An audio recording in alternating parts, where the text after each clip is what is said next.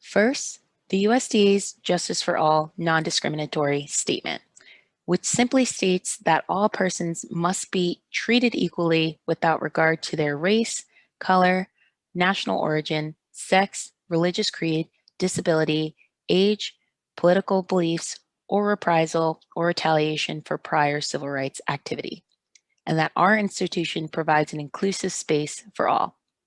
For more information on the And Justice for All statement, please visit the USDA's website. All right, good afternoon, everyone, and thank you for being with us. My name is Ozzy Hernandez, and I am a nutrition educator for Rutgers Cooperative Extension of Camden County's Department of Family and Community Health Sciences. And so today, I want to welcome you back to one of our virtual Heart Smarts lessons. Today we'll be going over beverages. Our Heart Smarts lessons are really geared towards anyone that goes to corner stores and is looking to identify and buy healthier options, whether you're someone that goes to a corner store for regular everyday things that you need at home, or if you just stop in for like the occasional lunch or snack. So today we're talking about beverages. We're gonna go over some simple ideas in terms of healthy beverages that you can find in most corner stores. But remember, you can always use this information at any store that you go to.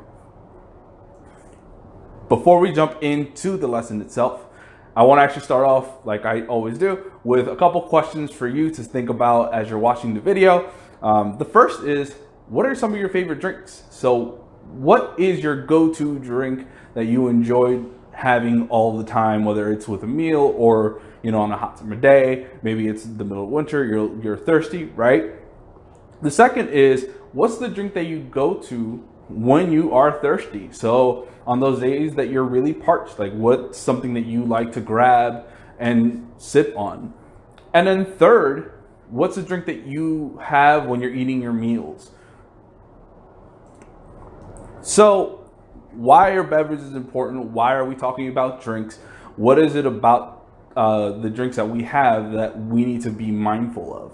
So the biggest thing about what we're drinking is the amount of sugar that we're adding in our day, the amount of sugar that's in those drinks, whether it is added sugar or even just natural sugar, right? If you have consuming a lot of sugar in your drinks can lead to a couple different health issues. So it does lead to some weight gain because if you tend to drink a lot of sugary drinks with multiple different servings, you're adding a lot of calories to your day that you don't even realize.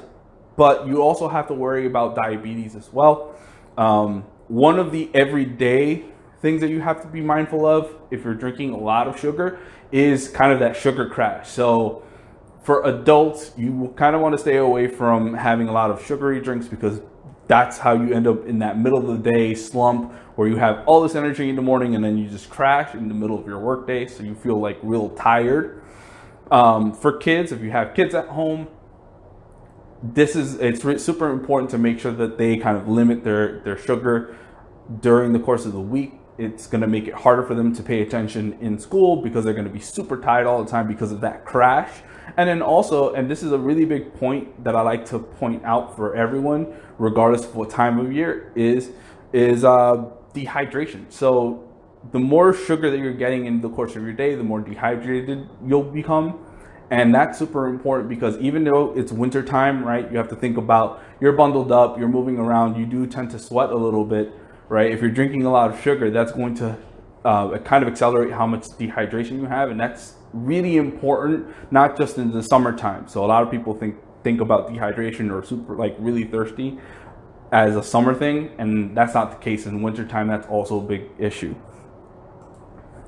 So how can you find how much sugar there is in your drink? So what are you looking for exactly, right? And so a lot of people already know the answer to this. You want to make sure that you're looking at the nutrition labels, right? And so we have an example here, although I don't know how well you guys can see it from here, but so you have the example of the nutrition label for some soda, right? It's a one serving bottle, right? And it's got about 65 grams of sugar per serving, right? And that's kind of average for a bottle of soda in comparison to the bottle of water that doesn't have any added sugar or any sugar at all. So that's really how you're going to be finding the amount of sugar, is by looking kind of right underneath the total carbohydrates, it's going to say total sugar underneath, and that's how you find the grams. Now, is that the only thing that you're looking for? Not really. One of the biggest issues now, especially if you're someone that goes into corner stores, right, is you're going in for a drink, is that if you're grabbing a bottle, maybe like a 16 or 18, 24 ounce bottle, whatever size it is you're going to be having more than one serving. So I have this example, which is some 100% orange juice, which doesn't have any added sugar to it, right? So it's about 24 grams per serving. But this bottle actually has 2 servings. So instead of the 24 grams, I'm going to be consuming the 48 grams of sugar just in this one bottle. And for anyone out there, and I don't know if you guys are the same as I am, this is a simple bottle for me to go through in one sitting, right? So I could be having lunch and I'll drink this entire thing. That's kind of a lot of sugar. So you can also think about the teas that a lot of people like to go in and buy when they're at corner stores, right? All those servings will tend to add up, especially if you're drinking multiple of them in the course of a day. So how can you reduce sugar? So here are a couple different ideas that you can do to reduce the amount of sugar that you're drinking in the course of a day. So the first is pretty simple: drink more water. The human body is made up mostly of water, so you want to make sure that you keep yourself hydrated. Make sure you're getting a lot of water during the course of the day, especially if you're on the move a lot. Make sure that for those of you, and I'm someone that I do enjoy a soda every once in a while, especially I might go in and get a bottle of juice more often than not with lunch, right? Go for single serve bottles, right? Try and find those that only have 1 serving. It's kind of an automatic check, so that way you don't have to keep in mind, oh wait, I only have to have half of this bottle. Just trying to find the single serves are the best idea. Limit how much you drink in terms of sugar sweetened beverages. So if you're someone that drinks a soda every single day, once or twice a day, try and limit that down. And you could start by, if you're someone that drinks a soda twice a day, bring it down to 1. Then try and work your way through to drinking a soda every other day, and then every 3 days, right? Try and bring down the amount of soda and other sweetened beverages that you're having to at least once, twice a week, right? Use it as a treat rather than something that you're going to have every single day, right? And that's all across the board for sugar sweetened beverages. The other thing is you can try unsweetened beverages. So maybe your corner store has unsweetened tea. So you can try that. If you're a fan of coffee, you can go with unsweetened, anything unsweetened, right? You could also go with some seltzer water, right? And today's recipe is actually going to be super simple, using some seltzer water. If you're not a fan because it's super bitter, I'm going to give you an idea that something you can do with it. If you're looking for a healthier source of, if you're looking for a sweet drink that's going to be healthier than maybe a can of soda or that tea, right?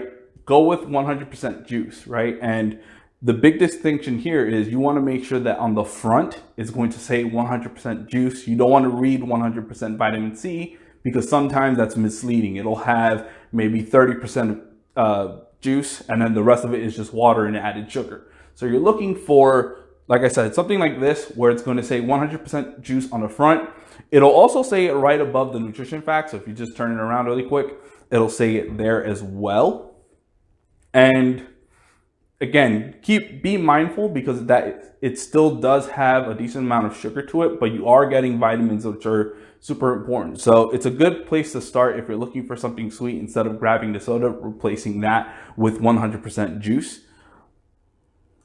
Now, for today's lesson, we have 2 recipes, and one of them is actually done beforehand. This one is called the Fruit Fizzy though. So this is what we're going to start with, right? The Fruit Fizzy is super simple. If you're not someone that enjoys seltzer water, right, because it's too bitter, maybe you don't like the flavor, right? It's a good way to have something fizzy in the course of your day, right? While also bringing down the amount of sugars. The ingredients are super simple. They're going to be in the comment section. All you're using is 100% juice, right? Remember, it's going to have no added sugar to it, and you're going to get some vitamins, right? And then the seltzer water. This is one of my favorite recipes to do because you can change a lot of different things with it. So you can use whatever your favorite type of juice you have. So if you're a fan of cranberry juice, you can use that. You can use apple juice. I actually, and you'll probably notice, I have a can of pineapples here. And some of you might be wondering, if you were able to see it, why do I have a can of pineapple?